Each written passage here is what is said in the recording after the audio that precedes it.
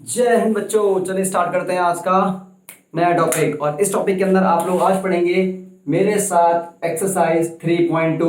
आप लोगों को याद होगा मैंने आप लोगों की 3.1 करवा दी, 3.3, 3.4 तक मैंने आप लोगों को करवा दी। ऑलमोस्ट 3.5 मैंने आप लोगों को पूरी पूरी समझा दी। हम लोगों ने क्रॉस मल्टीप्लीकेशन मेथड पढ़ा था। आज हम लोग सीखेंगे ग्राफिकल मेथड, किस तरीके से किसी भी पेयर ऑफ लीनियर इक्वेशन को हम लोग ग्राफिकली सॉल्व करते हैं, पहली चीज। दूसरी चीज, इसमें आप लोगों के कुछ ऐसे क्वेश्चन होने वाले हैं जिनको आप डायरेक्टली बिना ग्राफ के ही सॉल्व कर सकते हैं, और इसके हिंट मैंने आप लोगों को पहले ही सिखा दिए। देखिए ग्राफिकली समझने की कोशिश करते हैं।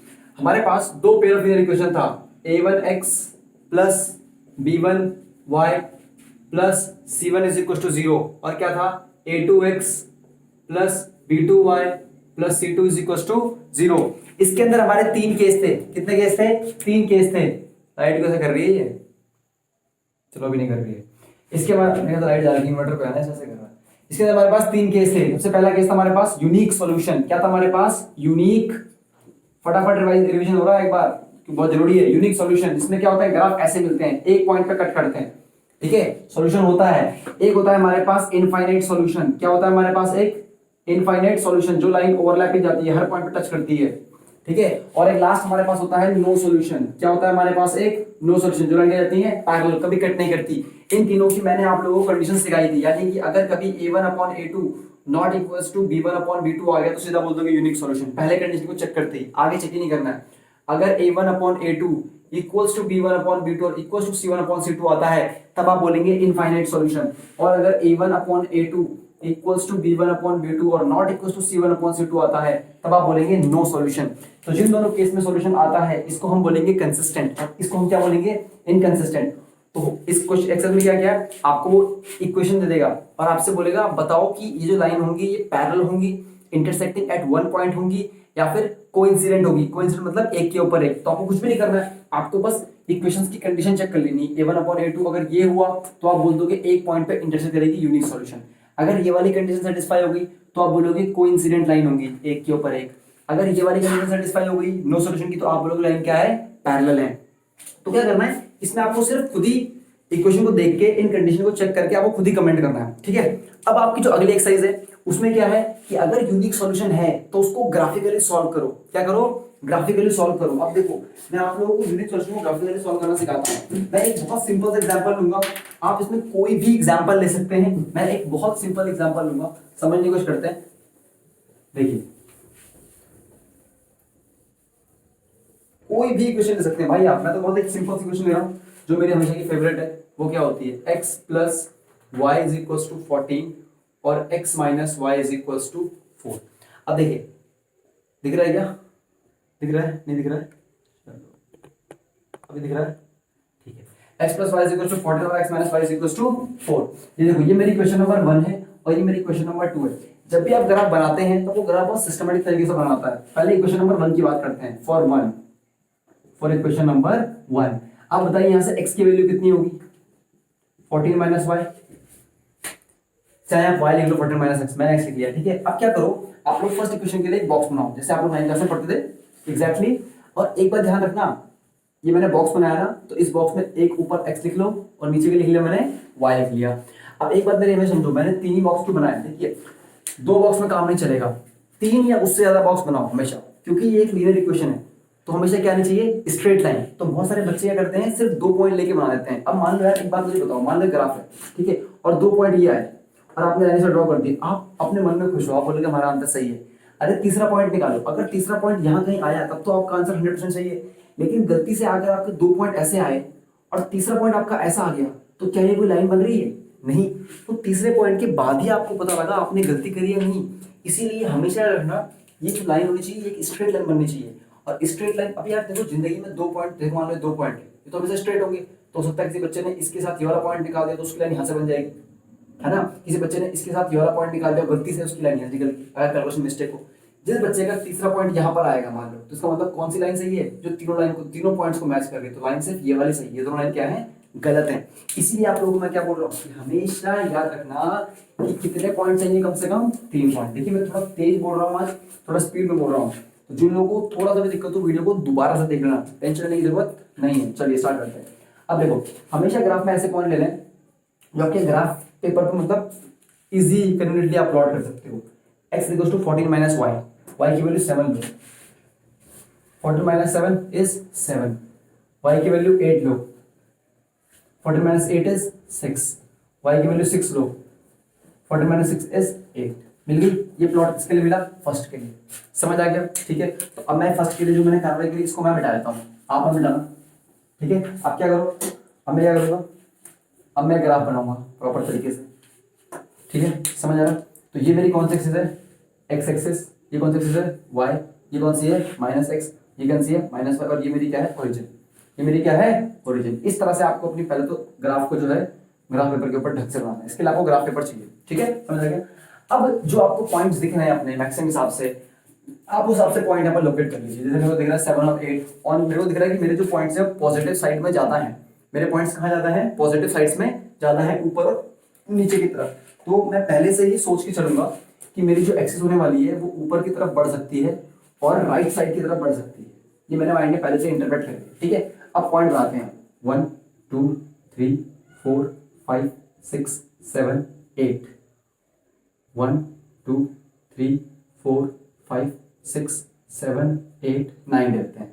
इधर 9 और एक 10 देते हैं। ठीक है, समझ आ गया? तो 1 2 3 4 5 6 7 8 9 10, 1 2 3 4 5 6 7 8 9। ठीक है, ग्राफ में तो आप बिल्कुल प्रॉपर तरीके से प्लॉट कर सकते हैं। ठीक है, यहाँ पर थोड़ा छोटा हो रहा है, कोई दिक्कत नहीं। 7 7 पहला पॉइंट क्या है? 7, यानी कि x 7 y 7, 7 7, यानी कि x पे चलो 7 और y पे चलो 7, x पे चलो 7 और y पे चलो 7, तो पॉइंट कहीं यहाँ आएगा। ठीक है, यहाँ मैं थोड़ा दर्द हो सकता है क्योंकि मेरे पास ये ग्राफ नहीं, मैं बोर्ड बना रहा हूँ। 6 8, x को करो 6, y करो 8, x करो 6, y करो 8, x करो 6, y करो 8, x करो 6, y करो 8। ठीक है, अब x करो 8, y करो 6, x करो 8, y करो 6, यहाँ कहीं आएगा। तो जब मैं इस ग्राफ को ड्रॉ करूंगा तो ये ग्राफ कुछ इस तरह से स्ट्रेट लाइन बनाता हुआ जाएगा। सही बात है कि नहीं? बना देगा। ये आपकी क्वेश्चन नंबर 1 है। अब आपको इसके ऊपर लिखना है कि आपने कौन सी क्वेश्चन बनाई है। क्वेश्चन नंबर 1 बनाई है ना, तो इसके ऊपर लिख दो x plus Y is equal to 14। आपकी पहली क्वेश्चन का काम पूरा हो चुका है।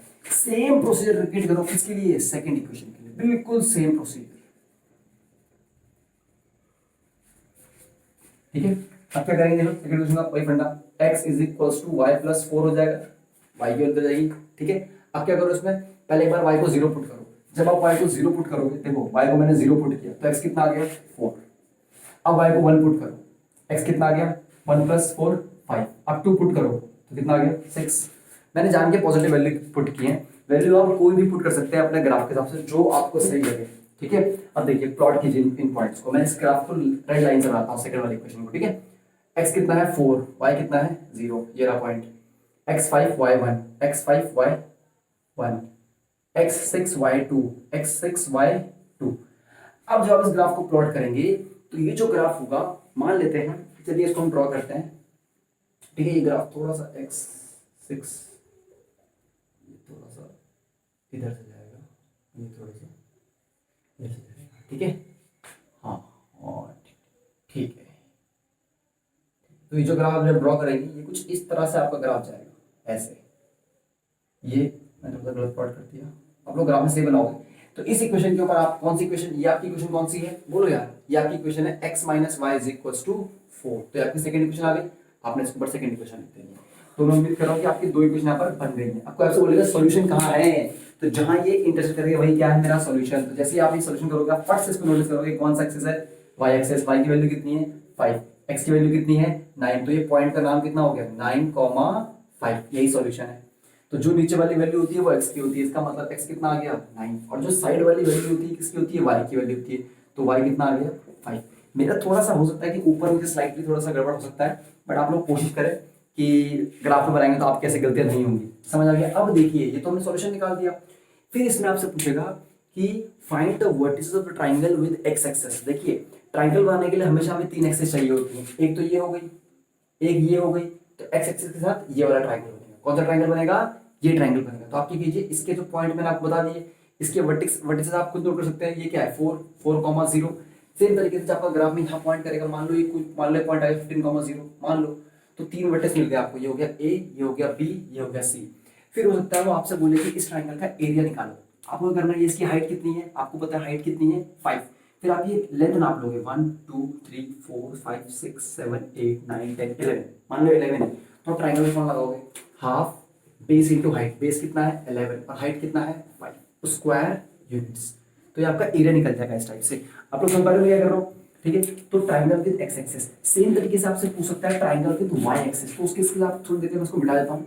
मान लो ग्राफ ऊपर तक गया और ये इस तरह से गया, तो यहाँ से कट किया, इसमें से नीचे की तरफ यहाँ कहीं कट किया, ये पॉइंट आपके पास फिक्स है 9,5। आप ये वाला पॉइंट मार्क कर सकते हैं, ग्राफ आप पढ़ सकते हैं, ठीक है। मान लो ये पॉइंट आया आपका 0,13 क्योंकि वाई पे है ना 0,13, और मान लो ये वाला पॉइंट आपका 0,-4, ठीक है। तो आपको इसके भी वर्टेक्स मिल गए, आपको इसके वर्टेक्स मिल गए। आप क्या करेंगे, आप लोग इसका पूरा का पूरा डिस्टेंस नापेंगे। ये कितने यूनिट आ गए, 4 यूनिट तो नीचे आ गया, 1 2 3 4 5 6 7 8 9 10 11 12 13 14 15 16 17, तो मान लो ये हाइट इसकी कितनी आ गई 17, ये वाला बेस कितना आ गया 17, और ये हाइट कितनी है इसकी, आप बताओ ये डिस्टेंस कितना है 9, तो उसका हो जाएगा हाफ, बेस कितना है पूरा का पूरा 17 और हाइट कितनी है 9। आप इसका भी एरिया निकाल सकते हो।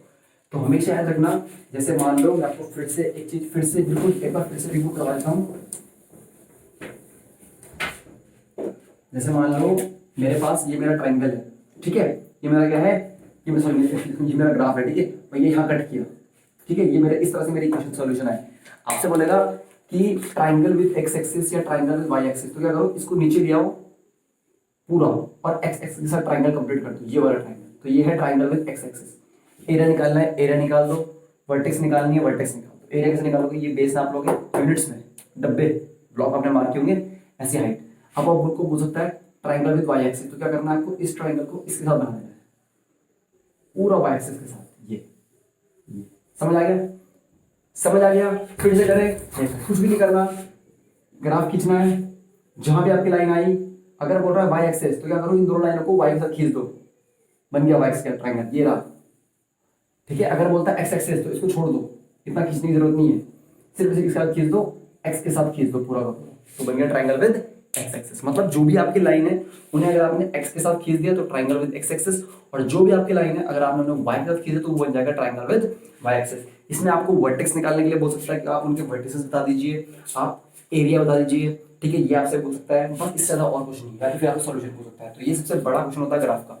उम्मीद कर रहा हूँ आपको ग्राफ बिल्कुल पूरा समझ आया होगा, तो घर में बैठना आराम से ट्राई करना। समझ आ गया, पहले जो क्वेश्चन है वो तो बहुत ही ईजी है, उसमें आपको सिर्फ बताना है कि ये कंसिस्टेंट है कि इनकंसिस्टेंट है। कंसिस्टेंट कौन कौन से होते हैं, यूनिक सॉल्यूशन, इनफाइनाइट सॉल्यूशन, दोनों कंसिस्टेंट होते हैं, नो सॉल्यूशन इनकंसिस्टेंट होता है, इंटरसेक्टिंग एट वन पॉइंट वो यूनिक सॉल्यूशन की कंडीशन होती है, कोइंसिडेंट वो इनफाइनाइट सॉल्यूशन होता है, पैरेलल वो नो सॉल्यूशन होता है। तो आपको सीधा चेक करके सीधा ग्राफ के टाइप पे कमेंट कर सकते हो। तो अगर मैं आपको इक्वेशन दूं और मैं आपसे पूछूं कि आप क्या बता सकते हो कि ये पैरेलल जाएगा नहीं जाएगा, आप देख के ही बोल सकते हो। आप क्या उसकी कंडीशन चेक करोगे, अगर नो सॉल्यूशन आया आप बोलोगे पैरेलल, अगर यूनिक सॉल्यूशन आया आप बोलोगे इंटरसेक्टिंग एट वन पॉइंट, अगर इनफाइनाइट सॉल्यूशन आया आप बोलोगे कोइंसिडेंट। समझ आ गया, तो उम्मीद करता हूं आपको समझ आ गया। तब के लिए जय हिंद।